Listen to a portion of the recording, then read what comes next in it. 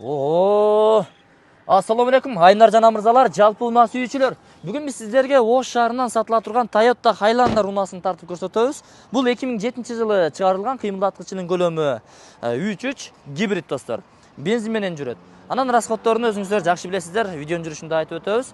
Баасына келе турган болсок, $18.500 бааланып атат. Бир аз кеми болот, сүйлөшүү жолдору каралат, урулган, чийилген, чириген жерлери жок.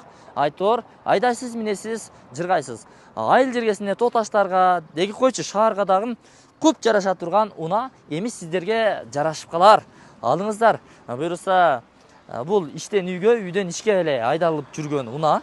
Анан эми бул жакшы инсандар айдап жүргөн Юго-Востокто, Ошто. Бир жума буюрса Ошто болот, бир жумадан кийин буюрса Бишкектен көрө аласыздар бул унааны. Анан эми үй бүлөлүк унаа дедик го. Бул жакта мына артындагын көрсөтүп коелу. Арты таза, керектелүүчү каражаттар бар. Бул үчүнчү сидениясы дагы орундуктары каралган. Анткени бул жерде баягы жаш балдардын орундуктары сөзсүз бар. Буюрса жакы дөңгөлөктөргө алмаштырылган. Баасы 18.500-гө бааланды деп айттык.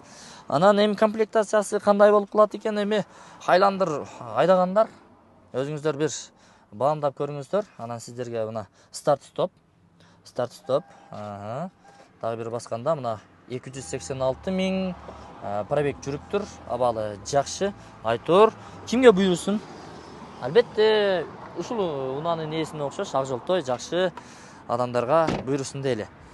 Өз сатпайт элем дейт, айла жок дейт. Үй алып аттым эле, үйдүн акчасына кечине жетпей калып, анан айла жоктон ушул өзүм 3 жылдан бери айдаган, бир кол айдаган унаамды сатканга туура келди дейт. Албетте, жакшы ишке буйруп атыптыр.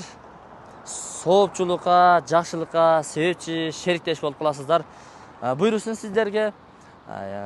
Бардык эле маалыматтарды бергенге аракет кылдык. Кандайдыр бир маалымат жеткиликсиз болуп аткан болсо, анда ээсинин номери экран астында камтылат. Өзүңүздөр чалып байланышып келе бересиздер. Бул Ошто айдалган унаа Юго-Востокто.